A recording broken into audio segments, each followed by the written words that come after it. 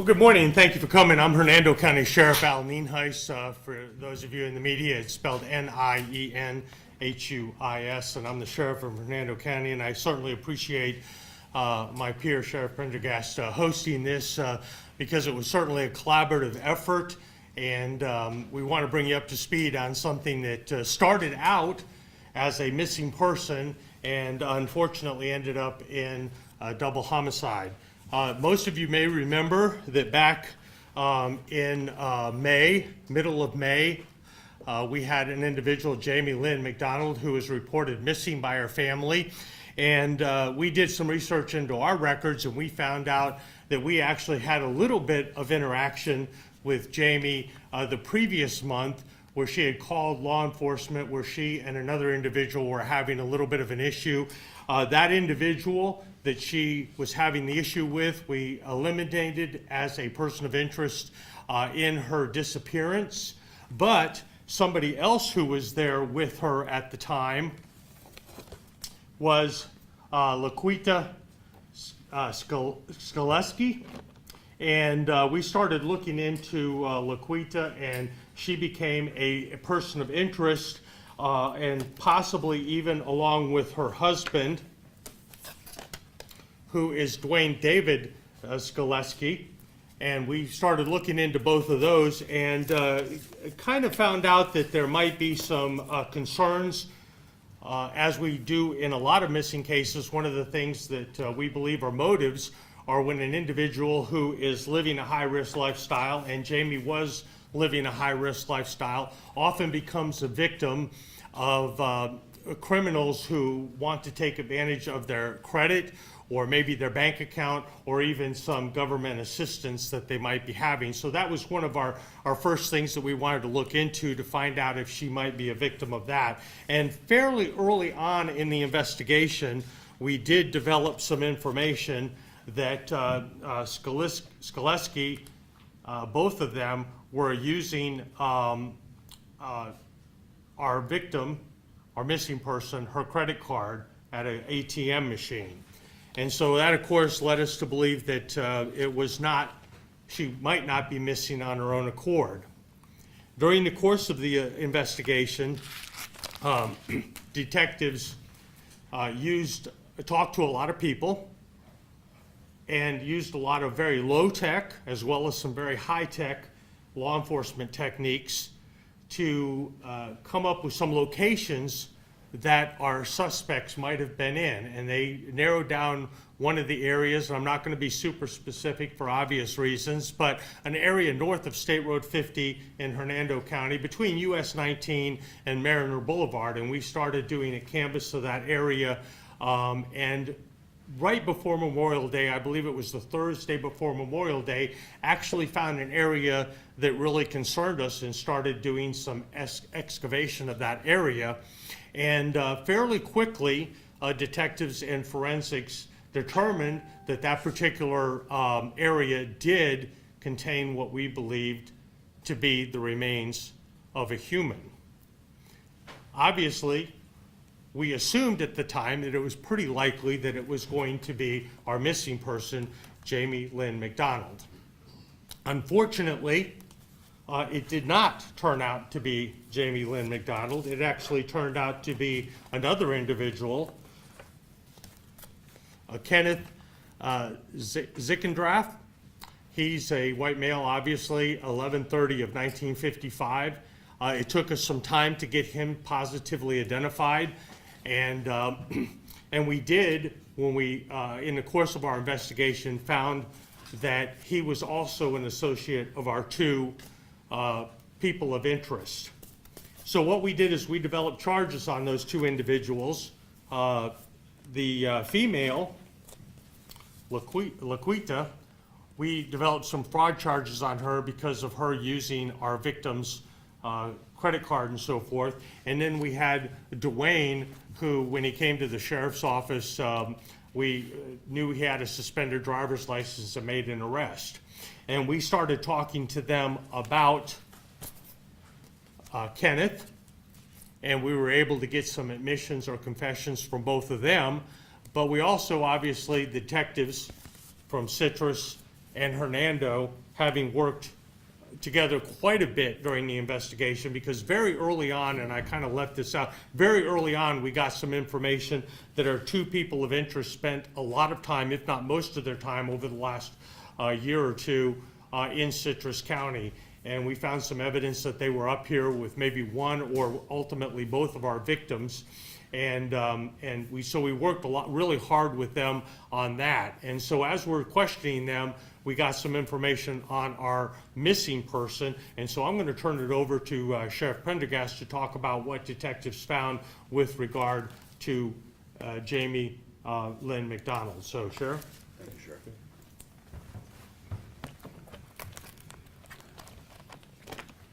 Good morning. Since Sheriff Nenai spelled his last name, I'll spell my last name for you as well. It's Prendergast. And thank you for attending our news conference today. And as noted over the weekend, two suspects, Laquita Skoleski, 32 years of age, and her husband, Dwayne David Skoleski, 38 years of age, who were already in the custody of the Hernando County Sheriff's Office for a previous investigation, were arrested for the murder of Jamie Lynn McDonald, who we have not received all of the autopsy results yet to determine the exact cause and manner of death, nor have we had any of the toxicology reports yet. But she was reported missing on the 12th of May, and we now have pretty substantial evidence to conclude that her remains were recovered here in Citrus County on Friday. Our involvement in this case actually began on May 20th, when the Hernando County Sheriff's Office reached out and spoke with some of our detectives asking for assistance locating a missing adult female. It was brought to our attention that McDonald was possibly with the Skoleskis at their residence here in Citrus County prior to her disappearance. Major crimes detectives from both our Sheriff's Office and the Hernando County Sheriff's Office responded to the suspect's residence at 3077 West Tanger Court in Lecanto, where they interviewed suspect Laquita and collected some potential evidence at that scene. Both Skoleskis provided contradictory accounts about McDonald's whereabouts and any other information pertaining to what was going to be helpful towards the investigation. Nevertheless, our great detectives working side by side collected evidence and used that evidence to lead them to a wooded area within Hernando County where they located that deceased subject that was talked about earlier. And this one right,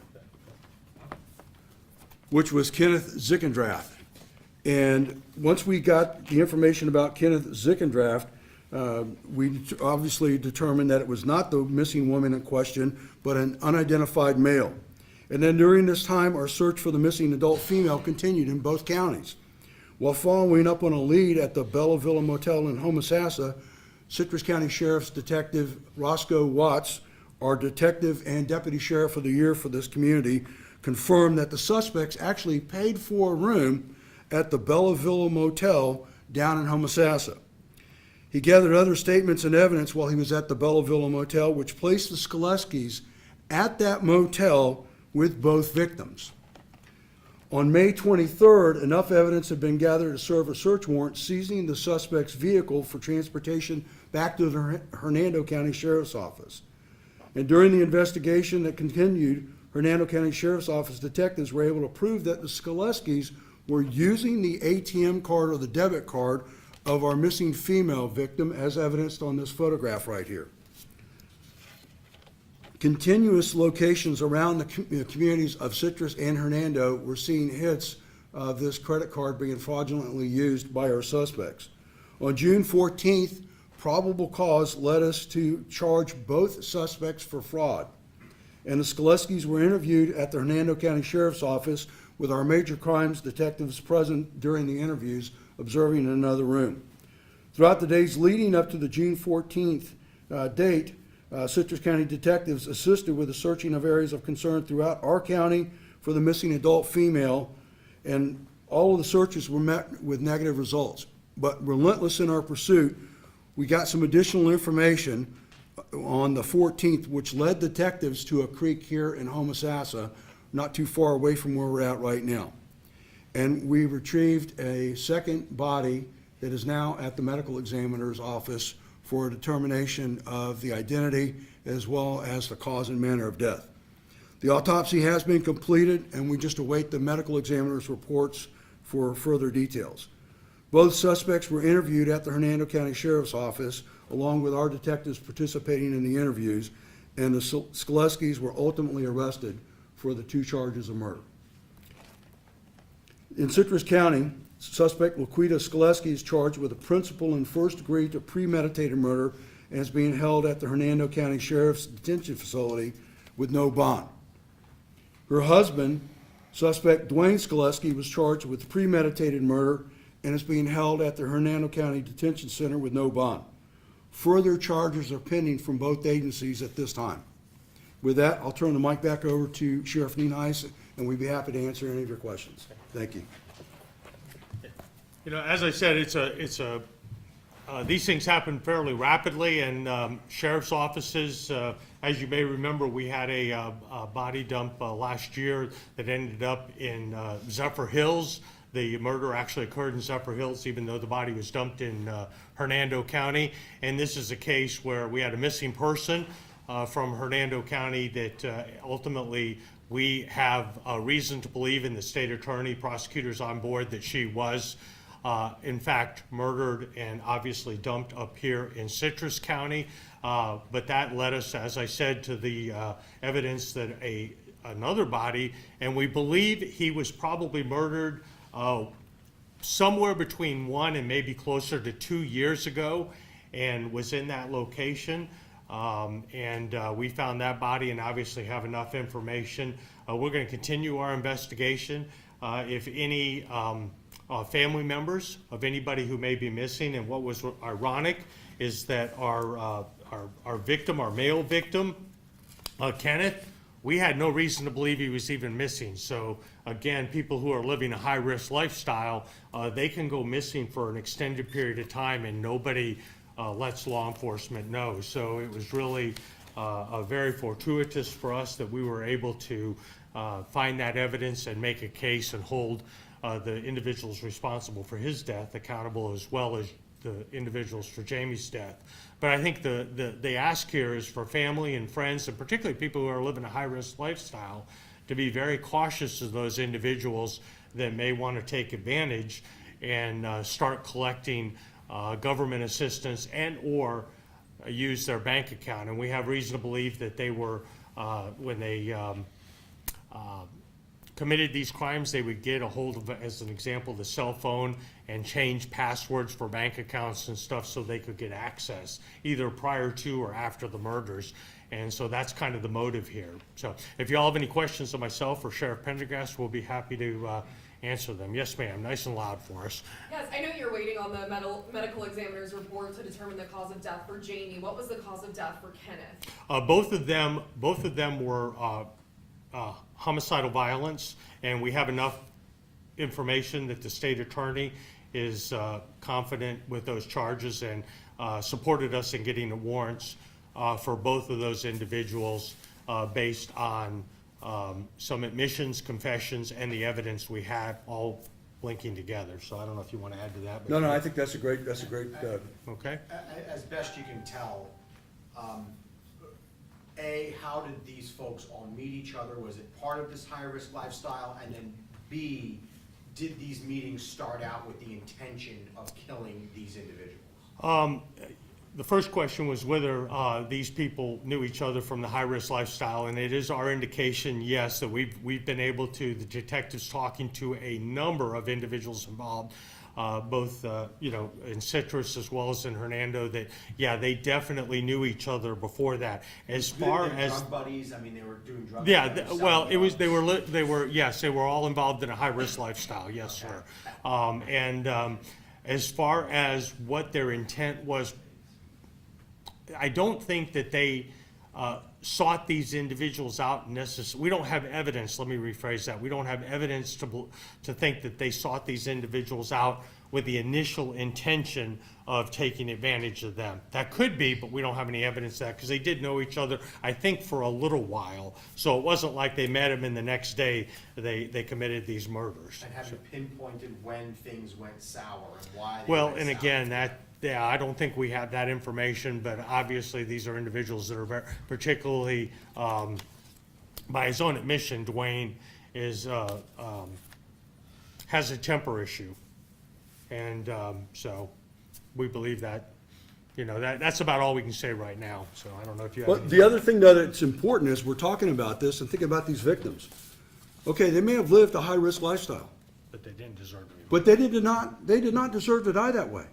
Absolutely. So if any of their friends or family are out there right now that know anything about their associates, there may be other victims out there. We don't know. We have no evidence to believe so right now. But when you've got the anger issues that this man has, the potential for victims is phenomenal. And we don't know.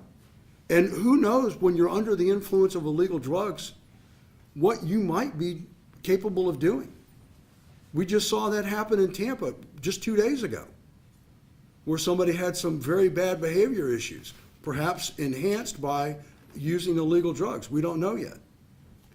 But there are folks out there who have additional information that could help us add facts to the case file that ensures that when we get a conviction on these two individuals for their murders, they go away for the rest of their lives. And maybe even get a death penalty sentence out of it. It's not going to bring these victims back, but it'll make sure that they don't reoffend. Amen. Did this couple have kids? The two I suspects? don't know that apparently they did have kids. The question is if they have any children, and I'm being told by one of my detectives they did. I don't know if they had children in common or if they had children separately or a combination of both, but they did have children. I don't know if they lived with them, but they did have children, so. And did they have a previous criminal history? That, I didn't get that information beforehand. Yes, they did. They did, okay. Yes. What kind of charges previously? Do you have that in yours? I don't have it. Or at least the nature of the charges?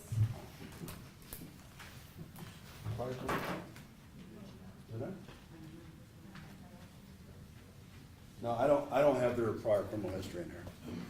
Did they have jobs?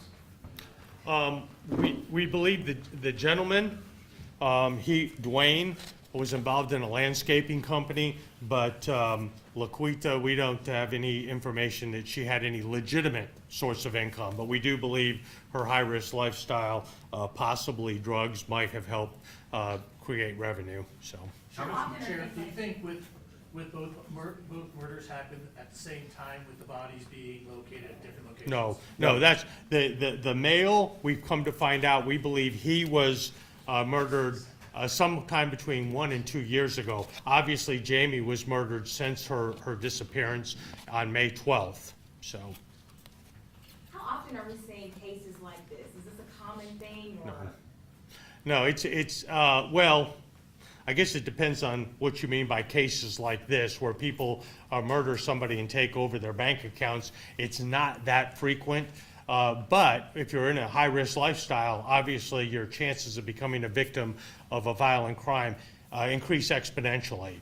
We very seldom see somebody the victim of a murder that is not involved in a high-risk lifestyle or has a high-risk relationship with the suspect. So it is unusual in that sense for most people, but if you're involved in this lifestyle, obviously the chances are much greater. Still not great, but much greater than you would for most people that are not involved in a high-risk lifestyle. But between both of our counties, neither one of us have alarming rates for murders in the communities. We have a lot of other crimes, especially crimes of opportunities and burglaries that occur.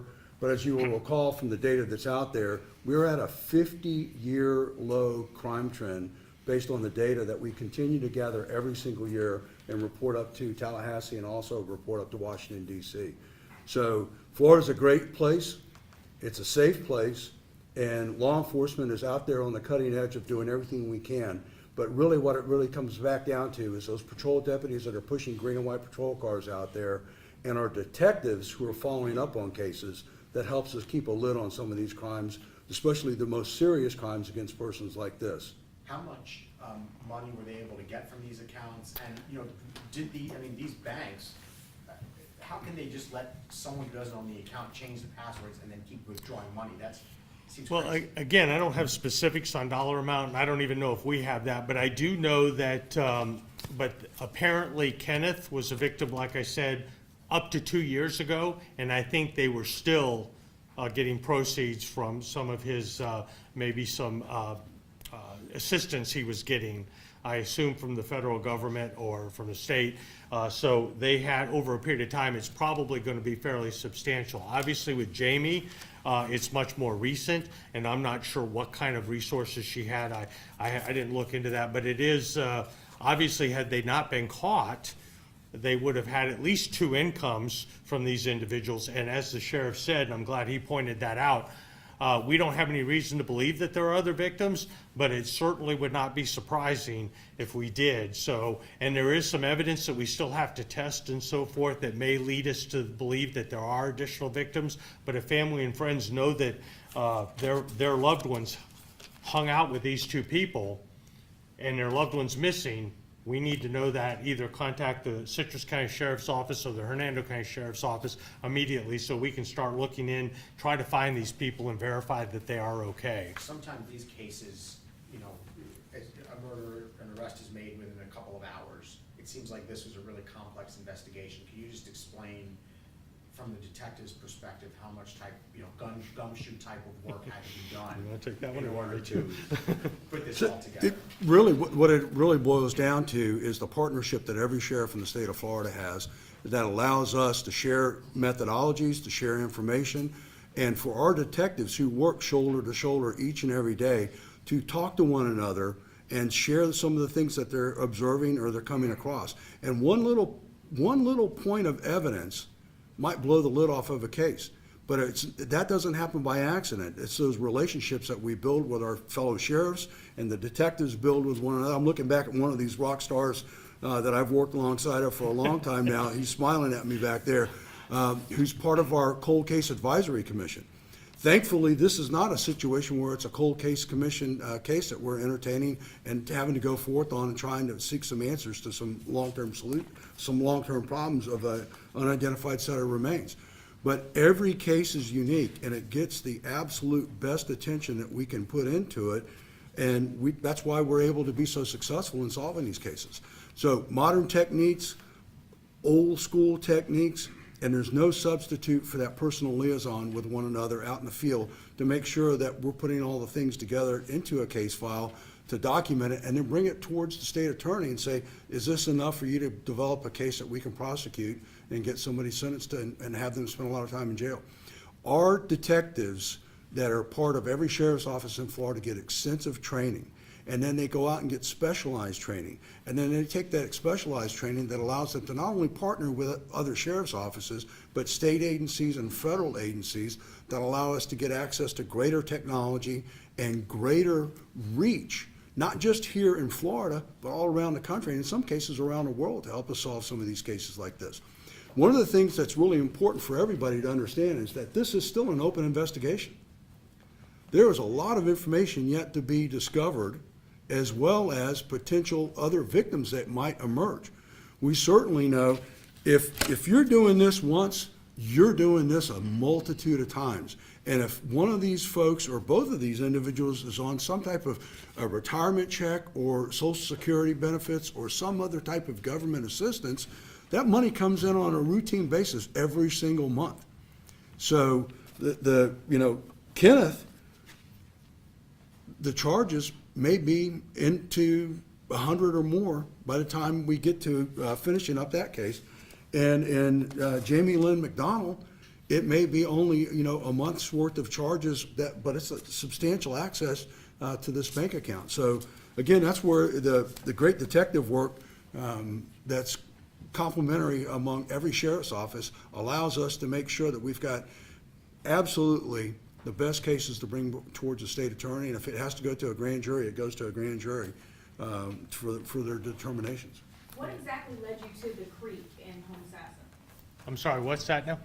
What exactly led you to the creek that was near here?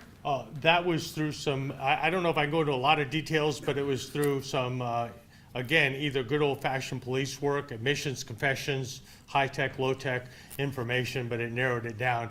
I think the suspects kind of towards the end became a little bit more cooperative, and that may have been what gave us the specific location. And on that first victim, Kenneth, you said no one had ever reported him missing. Subsequently, did any family members, were you able to contact any of them to find anybody that knew him? Yeah, I wasn't briefed on that, but I do know that he was apparently the murder happened again based on the information we're gathering up to a couple years ago. I'm sure we've made next of kin notification, but I don't know if he was estranged from his family. And oftentimes that's what happened when they're leading these high-risk lifestyles, and that makes them prime material for somebody to take advantage of them, come in and take advantage of them. So, Sheriffs, with Kenneth, with you saying that they continue to use his credit card, take advantage of other funding he was receiving, was he not legally recognized as deceased until you all found and identified him? yeah, that's absolutely correct. We didn't know he was missing. Nobody really knew.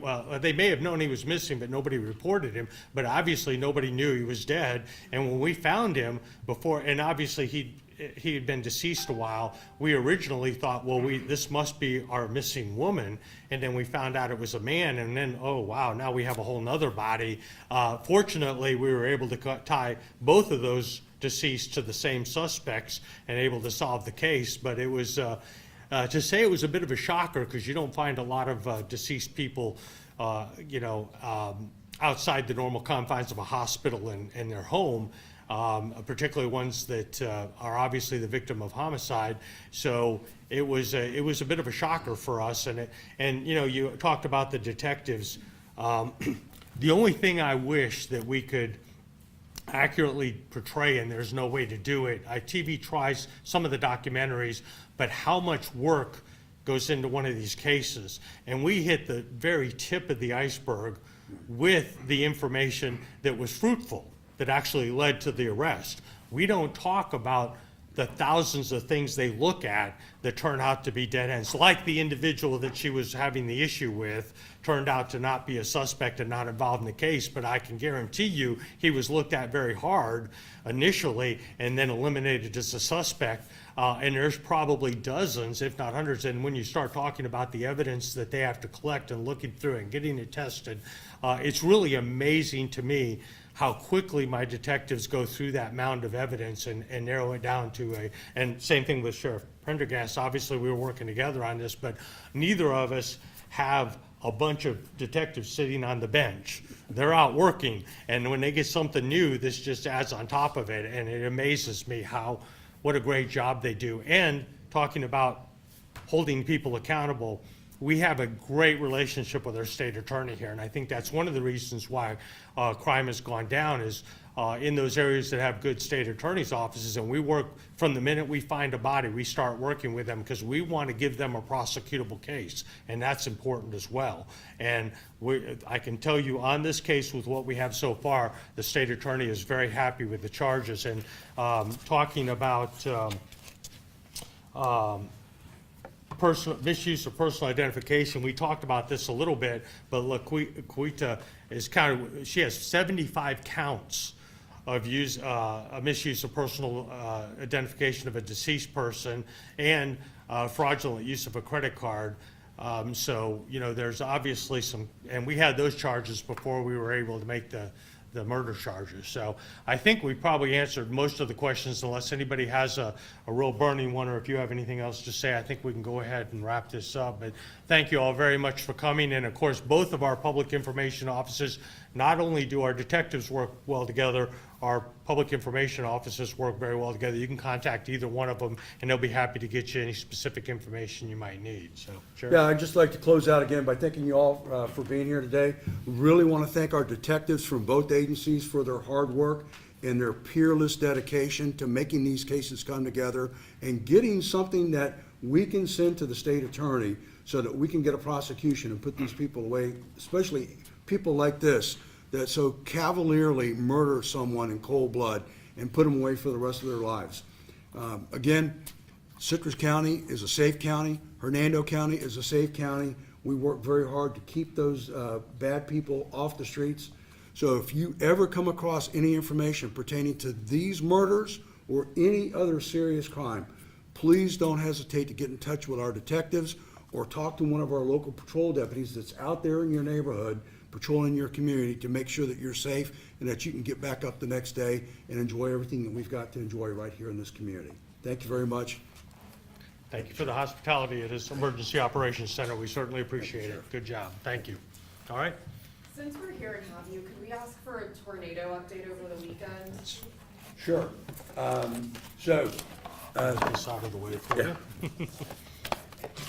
If that's all right. Yeah, do you have the,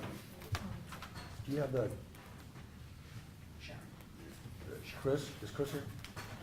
Yeah.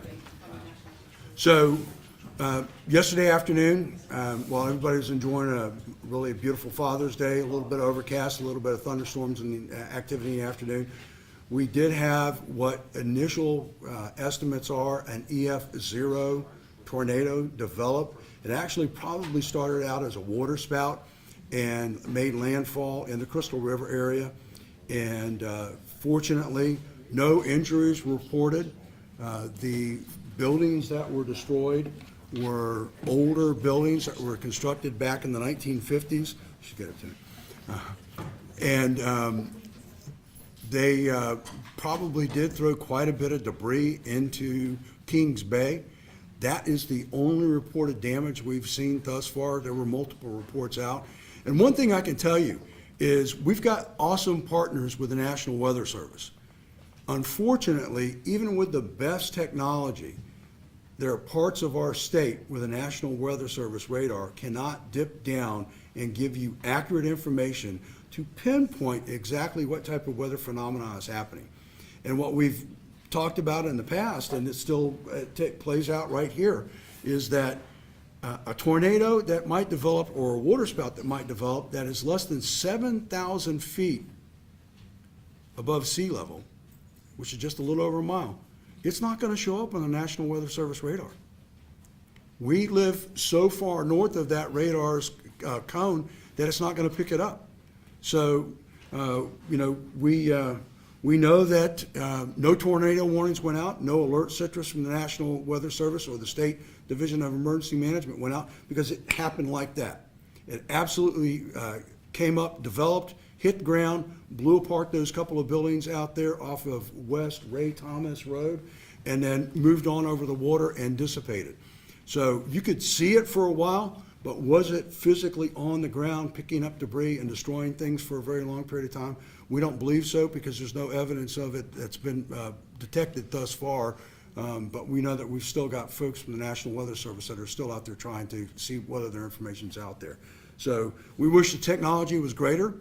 But I'll tell you, the best thing that I can tell you about this is that folks out on the water yesterday and across our community yesterday that saw it, they were making notifications. They were also getting on Facebook Live and sharing streams from their personal accounts or on an Instagram account and pushing that information out. So, it's great to get those early warnings, but the best thing that can happen is eyes on the ground, especially in situations like this. And going back to the tornado back in October last year, the only reason why the National Weather Service was able to track that tornado was because debris was lifted up 14,000+ feet into the air. That's double what the minimum is, and of course the National Weather Service, in fact, I think the radar at the Tampa International Airport picked it up and showed the debris, and some of that debris was picked up and deposited up in Marion County, up north of the Dunellen community, many, many miles away from here. So, thank you. Appreciate it. Thanks, everybody. Thank you. Good job. Excellent.